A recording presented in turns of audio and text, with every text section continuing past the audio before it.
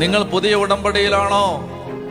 പരിശുദ്ധാത്മാവിനെ വേണം, പരിശുദ്ധാത്മാവ് വരണം. ഇതൊന്ന് ആഗ്രഹിച്ച് ശരിക്കും വചനത്തിന്റെ സത്യം അറിഞ്ഞിട്ട് പരിശുദ്ധാത്മാവിന് വേണ്ടി ദാഹിച്ചാൽ ആത്മാവ് വരും.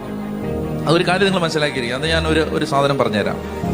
അതായത് നമ്മൾ എന്തിനു വേണ്ടിയാണ് പരിശുദ്ധാത്മാവിനെ സ്വീകരിക്കുന്നതെന്ന് വളരെ പ്രധാനപ്പെട്ടതാണ്. ഇപ്പൊ പരിശുദ്ധാത്മാവ് വന്നിട്ട് ഇനിയിപ്പോ നിങ്ങളുടെ എല്ലാം മനസ്സിരിക്കുന്നത് എനിക്ക് കാണാൻ പറ്റും. എന്നിട്ട് വേണം നിങ്ങളെയൊക്കെ ഒന്ന് വരട്ടെ, നിങ്ങളെ ഒന്ന് ശരിയാക്കാൻ. ഇതിനാണ് ഞാൻ പരിശുദ്ധാത്മാവിന് വേണ്ടി ആഗ്രഹിച്ചുകൊണ്ടിരിക്കുന്നത്. മരിക്കുന്നവരെ ഇങ്ങനെ ആഗ്രഹിക്കാന്നേ ഉള്ളൂ, പരിശുദ്ധാത്മാവ് ഒന്നും വരാനൊന്നും പോകുന്നില്ല.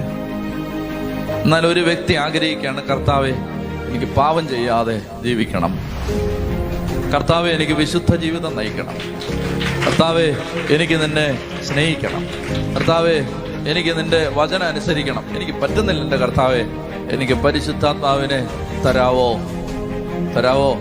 അങ്ങനെ ചോദിച്ചാണ്ടല്ലോ പരിശുദ്ധാത്മാവ് വന്നിരിക്കും.